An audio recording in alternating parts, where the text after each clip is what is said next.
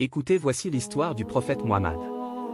Le prophète Muhammad, que la paix soit sur lui, est né au sein de la noble tribu de Quraysh à la Mecque, un lundi matin, le 9 de Rabi al-Awwal, en 571 après Jésus-Christ.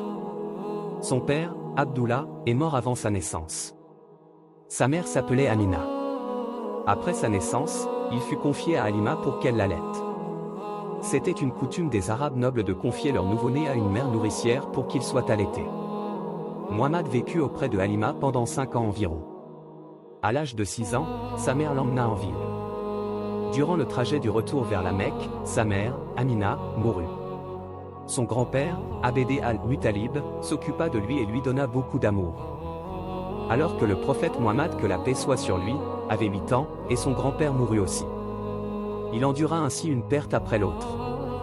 Après cela, son oncle Abu Talib s'occupa de lui. Abu Talib était un chef de crèche qui voyageait pour son commerce. À l'âge de 12 ans, le prophète Muhammad, que la paix soit sur lui, accompagna son oncle dans une expédition en Syrie. Sur la route, ils rencontrèrent un moine chrétien nommé Bahira. Quand Bahira vit le prophète Muhammad, que la paix soit sur lui, il posa de nombreuses questions à Abu Talib et prédit que Muhammad, que la paix soit sur lui, serait un prophète. Il conseilla à Abu Talib de prendre grand soin de prophète Muhammad et de le préserver des Byzantins de certains gens du livre. Abu Talib suivit le conseil de Bahira et renvoya Muhammad à la Mecque, accompagné de ses servants. Durant sa jeunesse, Muhammad, que la paix soit sur lui, travailla comme berger pour la tribu des Banu Sad et de la Mecque.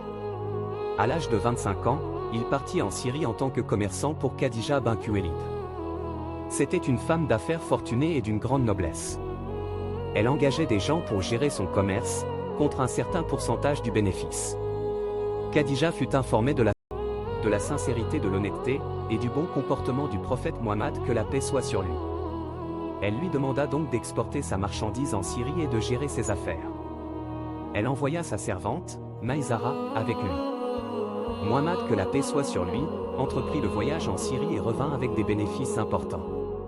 Aussi, Maïsara lui raconta, telles les bonnes manières, l'honnêteté et la sincérité du prophète Muhammad, que la paix soit sur lui. Khadija était si contente qu'elle fit une proposition de mariage au prophète Muhammad, que la paix soit sur lui.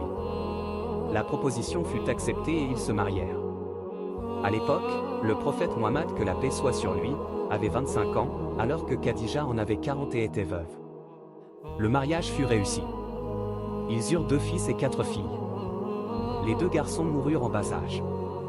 Jusqu'à sa mort, Khadija fut la seule épouse du prophète Muhammad, que la paix soit sur lui. Le prophète Muhammad, que la paix soit sur lui, n'a jamais cessé de l'aimer. Elle fut enterrée à la Mecque. Le prophète Muhammad, que la paix soit sur lui, avait 35 ans quand les Quraysh se mirent à reconstruire la Kaaba. La tâche était partagée entre les tribus. Chaque tribu était responsable de la reconstruction d'une partie de la Kaaba. Le travail se déroulait harmonieusement, jusqu'au moment de poser à la pierre noire à sa place. La situation s'enflamma. Il faillit y avoir une guerre sans issue. Pour éviter le conflit, une idée jaillit de l'un des anciens de la Mecque, Abu Umayya. II proposa à ceux qui étaient présents, que le premier à franchir la porte de la mosquée sacrée décide de cette affaire.